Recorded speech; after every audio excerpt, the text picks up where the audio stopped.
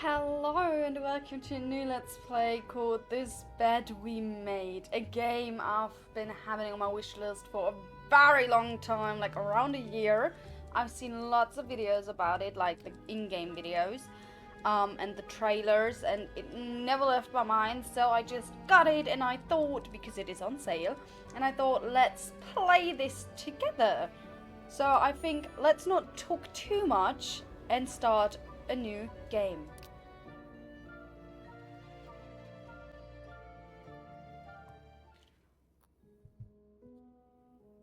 The game takes account of all of your actions, including the ones you decide not to take. These choices will determine your fate and the fates of others around you. Proceed with caution. Oh my god, it's a little bit like Life is Strange and a creamy. I love creamies, so...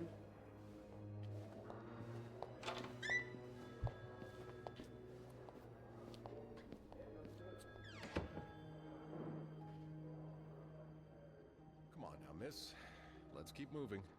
Use this to move Sophie. We are Sophie.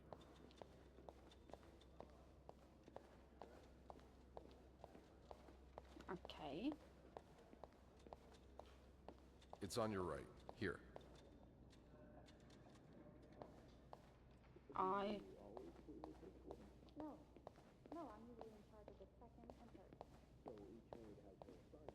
Nice side profile.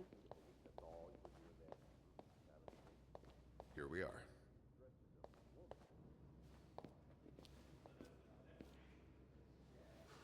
Good luck.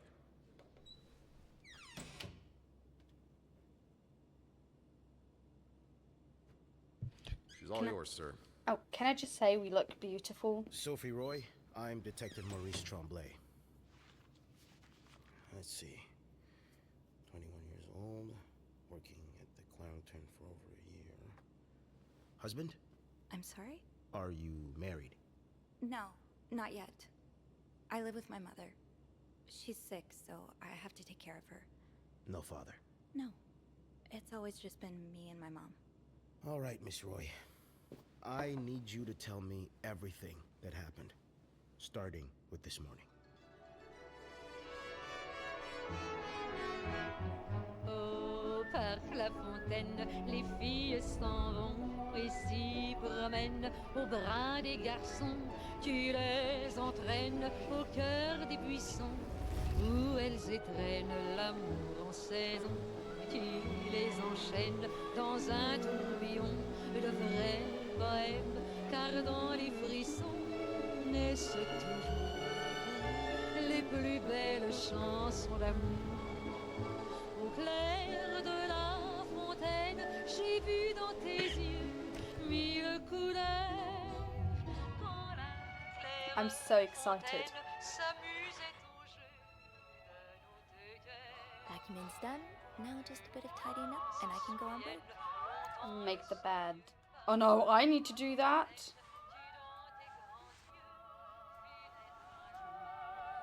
The bed's not complete without its pillow.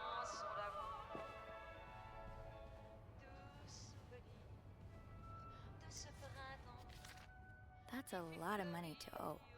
Just what did you get yourself involved in? Acknowledgement of debt. Date of acknowledgement January 16, 1958. Date of initial loan January 2nd, 1957. Entered into agreement between eligible Mayhew and eligible. Initial amount $1,500. Amount overdue $3,500. On the date of the initial loan, the lender agreed to lend an amount of money to the sum of $1,500 to the borrower for an enduring period of 12 months calculated from date of the initial loan. The borrower was to be obliged to pay interest at the rate of 150% per annum. The total sum of said interest to be paid together with the capital sum of the granted loan by the loan's period's end. With the loan period reaching its conclusion on July 2nd, 1957, the borrower was expected to have repaid the full amount owed. The failure to do so will prompt further action Refer to PG3 for further details on the place and time of repayment. Refer to section C for the expected rates of all overdue payments as they relate to the time that has passed since the end of the loan period.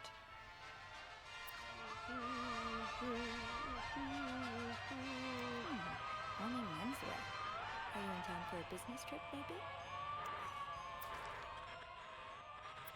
You know me, you know my family. You've had a seat at our bar since the day we opened in 49. You're more than a friend to us. You're practically family. And while friends are polite to each other, family deserves more. Family deserves honesty. As such, I want to be as direct as possible in letting you know that you're down to your last chance. The $8,380 you owe us, plus 25% interest, is now 8 months overdue. My patience has worn thin. This isn't like one of your unpaid bar tabs. You came to us for help, and help always comes at a price. We've opened our pockets to you time and time again, and all you've done is taken advantage of our goodwill and generosity. We'll come over in person to make our collection tomorrow. I'll be bringing along the boys so we can all sit down and have a little chat. But just so you know, they aren't too good with words. Oh, he is in trouble. Whoever that is, he's in trouble. Dear Mr. and Mrs. Mapleson, regretful as we are to have to resort to these lines of communication, our client and your neighbor, the owner of 88 32nd Street, has been ultimately evasive of our many attempts to reach out and collect our due debts, specifically an amount owed to us to the sum of $1,904.75. He has given us little recourse but to contact him through those in close physical proximity to him in the hopes that they can deliver a message on our behalf.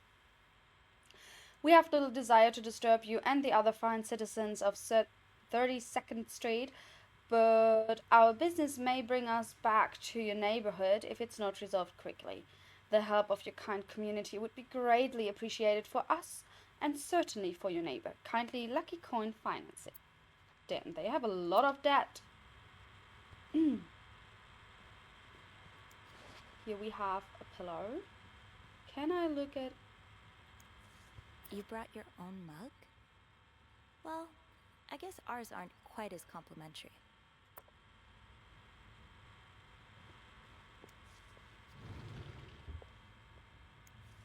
Okay. Please clean this room. Do not disturb.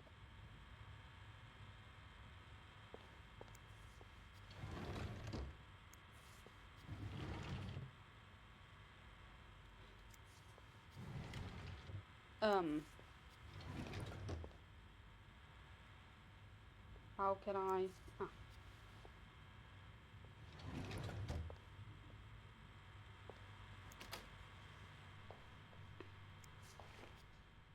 Oh, okay, this is a cleaning simulator.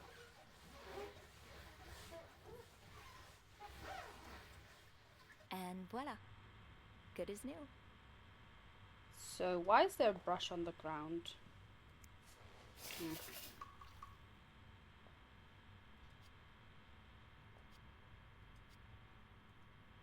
Okay.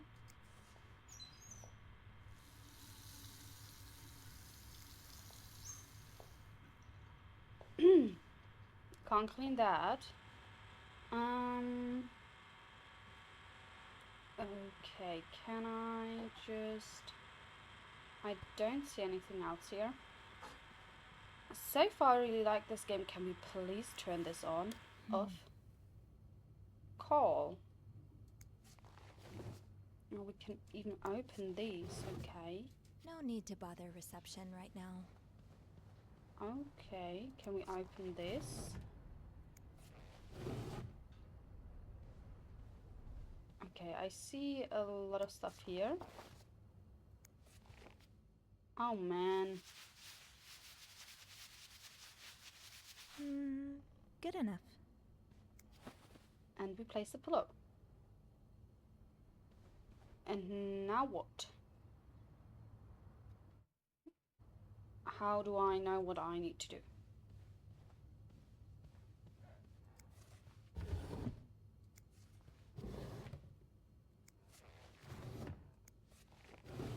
I love that we can just do all of this.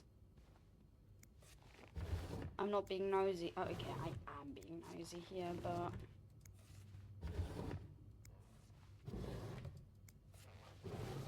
Okay, so we cleaned everything here, I believe. So this is... Oh, wait. What is that? Wait, let me see. Video? Is it borderless? Brightness. Emotion blur. Please not. I feel seasick.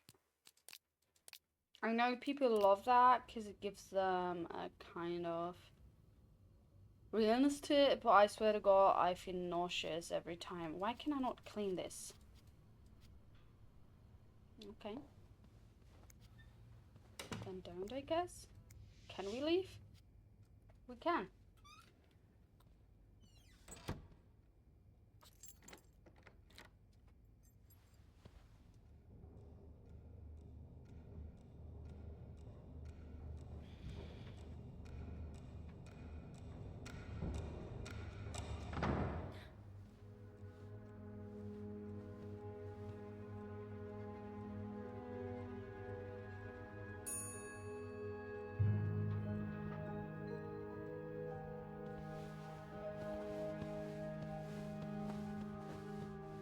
Have you heard about that nut house they want to build next door? Yeah, it creeps me out. Imagine all the weirdos who'll start hanging around the hotel. I can think of someone who'll feel right at home. Look at her, always glued to that gossip magazine. Do you think she has any real friends? Or is it just Gracie, Joan, and Marilyn? Well, when your own life is that dull, you need to get your excitement somewhere. Oh, did you see Rebecca come in this morning? She was wearing the same clothes. Now, don't you think you're overreacting? This is exactly the kind of behavior Linda warned me about. She's doing everything she can to break us apart. Sophie speaking. Hey, it's Beth. Do you think you could come up real quick? Sure. I'll be right there. You're right, you shouldn't. Now I realize I've been blind. I was so in love with Judith, I didn't see. What?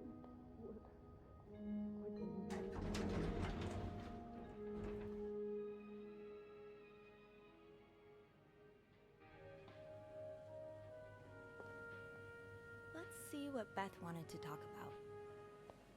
I should talk to Beth at the front desk. Tempting, but every penny adds up, Sophie.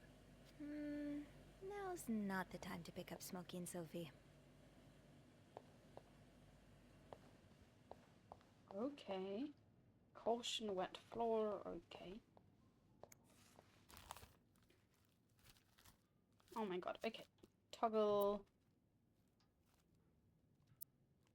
Enter selection mode. Ah, okay. I'm not sure how the children are affected by what goes on at a bar on a Friday night. But I'm no lieutenant, so... Okay, Montreal police arrested 19 persons in an early Saturday raid at Maid's Lounge, located on Stanley Street, downtown Montreal. The establishment, owned by Emmanuel Laliberte, is a known hangout for sex deviates. A Montreal city employee court official and 2 teachers were among those seized, according to official reports. Lieutenant Sylvain Goubot says he plans to send letters to schools employing the arrested teachers. School principals, parents, and fellow teachers should prevent such people from being in close contact with youngsters, he said. It is everyone's responsibility to protect our children. Lieutenant Goubot also promised an investigation would be opened on Lolliber, who already has a criminal record to his name. Continued on page 3. Major snowstorm paralyzes city. Montreal is paralyzed by this winter's 5th and most important snowstorm. 15 inches of snow are expected until the end of the day. The last major storm back in January had covered the city with 12 inches of snow. The storm started yesterday with 6 inches falling during the day and 6 more during the night. Violent winds created giant snowbanks all over the city. Many drivers ignored police warnings and decided to take their cars at their own risk, resulting in several accidents. Trains from the United States are expected to be delayed up to 3 hours. At Deauville Airport, most departures have been cancelled, while arrivals are delayed or diverted altogether. Continued on page 5. Shop owners against new mental hospital. A group of downtown Montreal businessmen and shop owners met with Mayor Sarto Fournier last week to air their grievance concerning the city's recent decision to allow construction of a new mental hospital on Dorchester Boulevard. William Weston, manager of Weston's department store, says he and his group will fight tooth and nail to prevent the hospital's construction. Will our customers feel safe to come downtown for their shopping needs knowing there are lunatics next door? He said. Continued on page 8. Another bloody Valentine. Valentine's Day concluded in horror last Friday with the murder of an Outremont resident. A worried neighbor called the authorities at 11:15 p.m. after hearing loud shouts from next door. When police arrived, they found the lifeless body of a 34-year-old man. Authorities have refused to identify the victim or provide any details about the circumstances of his death. No suspect has been apprehended yet, but Detective Lieutenant Maurice Tremblay asked anyone with information to come forward as soon as possible. Continued on page 14.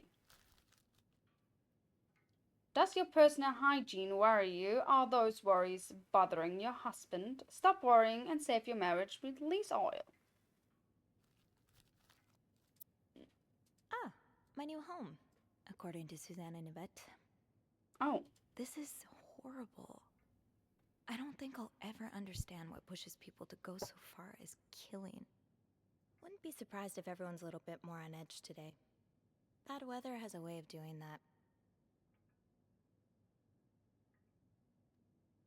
Okay, interesting. Good.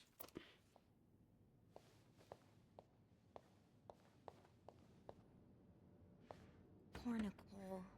No one should be stuck cleaning up the reception hall after a ball, even if they did draw the short straw. Oh. Hey, Beth.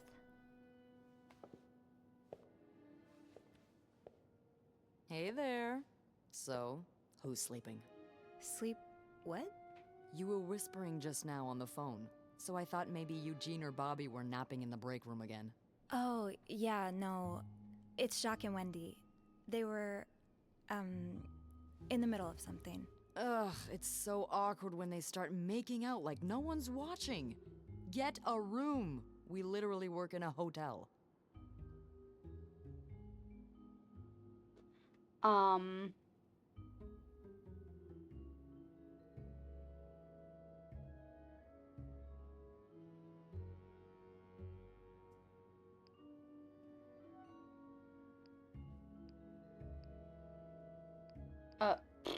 You said you needed me? Oh, straight to business then. Sorry, it's just a busy day. I get it. It's been non-stop for me this morning too. Wanna guess why I summoned you here?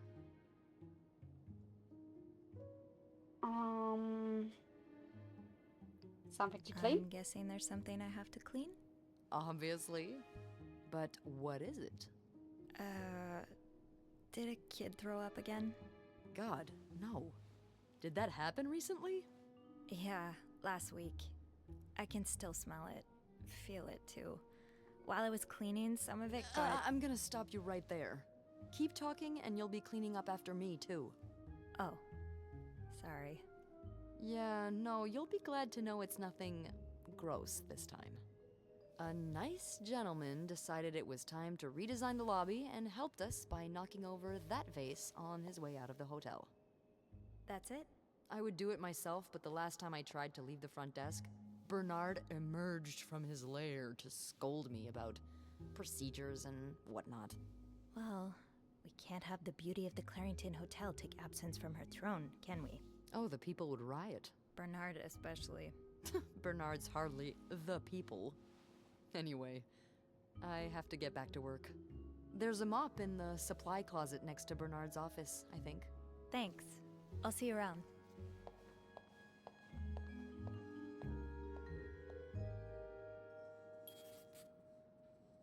What is E? Oh, characters. Okay, haunted hotel. Some days I'm convinced the Clarington is haunted. It's not that I believe in ghosts normally, but there have been too many incidents for me to rule out the possibility completely. Just this morning, I was waiting for the elevator on the 5th floor when I heard a loud bang behind me. Like someone shutting a door, but with more force than I've ever heard a person use. I looked around, but there was no one to be seen. Am I just imagining things? Trouble in paradise. I overheard Wendy and Jack arguing in the break room. From the sounds of it, Linda got to Jack's head and convinced him that Wendy was flirting with some of our guests. I couldn't believe it. Anyone who's been around them for more than a minute could see how much Wendy loves Jack. She would never do that to him. Beth's banter. Even if it's only a few minutes out of my day, my chats with Beth are always a highlight. She called me up to clean a mess made by one of our guests, which gave us a chance to catch up. I don't think I've met someone who can make conversation seem so effortless. Beth has a witty response for everything. It's too bad maids aren't usually allowed in the lobby. Chatting with her every day would be a great way to start my morning. Characters. Okay, Beth. Beth has been the hotel receptionist for as long as I can remember. In fact, hers was the first face that welcomed me when I took my first step inside the Clarington. She knows this place like the back of her hand. Beth can be fiery, which doesn't win her much love from Bernard, but most guests adore her for her magnetic personality, and that's something Bernard can plainly see. We don't get the chance to chat as often as I'd like, but when we do, it's always a blast. I only wish I had even half of her wit so I could entertain her as much as she entertains me. Bernard. Bernard is the Clarington's manager, the big boss. He spends most of his days locked in his office and doesn't like the maids roaming around outside of their posts, so our paths don't cross often. Lately he's been hell-bent on getting the hotel back in shape, whatever that means, and there have been a lot of changes around here as a result. He's enforcing employee rules more strictly than ever and dropping God knows how much money on renovations. The stress is practically radiating off of him. Linda. Linda is the Clarington's governor's Bernard's second in command. And it's easy to see why. She rules over the maids with an iron fist, always ready to enforce Bernard's latest rules to the letter. Most of them hate her for this, but my feelings are a bit more mixed. For whatever reason, she seems to have a soft spot for me. The same cannot be said for Wendy, unfortunately. It's like she's made it her life's mission to break up Wendy and Jack's relationship, and I'm worried that her latest efforts may have succeeded. Wendy. Wendy's a waitress at the hotel's restaurant. She and her best friend Yvette were hired together and they used to be inseparable until 3 or 4 months ago. It's no coincidence that this was around the time Wendy started dating Jack, the bellboy, to whom she's now happily engaged. That is, depending on who you ask. Linda seems to think that Wendy is the Clarington's resident flirt. Sure, she's popular with guests and collects the most tips by far, but I've always chalked that up to the same thing that has drawn me to her. That warm smile that just radiates kindness. Linda's not convinced though, and seems to have taken it upon herself to expose Wendy for who she really is, right? Jealous much? Jack. Jack is one of the Clarington's bellboys. I don't know much about him. He's even more shy than I am, barely looking up at guests when carrying their luggage. People like us just need someone to bring us out of our shells, and apparently for Jack that person is Wendy. He's like a completely different person around her. He lights up, laughs, even cracks jokes. I was so happy that he found Wendy, and even happier when he proposed. They're like the Claringtons' very own Janet and Tony. But it seems their engagement is imperiled thanks to Linda's meddling. Stand strong, Jack. Don't fall for her manipulations. Family. We have Dad. Left when I was 2 years old, haven't heard from him since. Mum doesn't say much, so I stopped asking. And Mum. Mum always means well, but life hasn't dealt her the best hand of cards. She doesn't talk to me very much about her time as a nurse during the war, but I've always wondered what kind of person she was before that harrowing chapter of her life. It's just the two of us at home. Mom's had bad luck with keeping jobs and she finds it hard to be around people, so she stays at home most of the time. At least she's never missed an episode of The Wild Orchid. On her good days, she can manage on her own, but on her bad days, well, I do my best to be there for her. Okay, exit, and then we have Q. Okay, let's get that mop from the supply closet. Can I look a bit around first?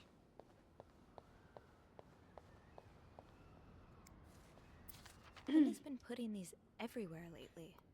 It's weird that Bernard allows it. Say no to divorce, protect the family. You can be divorced against your will. Women and children suffer most in divorce. You lose your succession rights in divorce. The wife's pension rights are lost in divorce. You lose your right to the family home in divorce. Oh, great. Sure. Please do get divorced if your marriage sucks. Les petits brigeons. Chocolate mousse cake. Maybe Bobby wouldn't mind sneaking me a slice. Ugh, no. Bernard would have both our heads. Characters. Bobby. Bobby is the head chef in the Clarendon's kitchen. He takes care of all the restaurant orders and the meals ordered through his room service. I love walking by the kitchen doors any chance I get just to enjoy the smells of whatever Bobby's cooking up. But linger too long and you get an earful, or worse. I do not want to spend another afternoon cleaning macaroni out of my hair.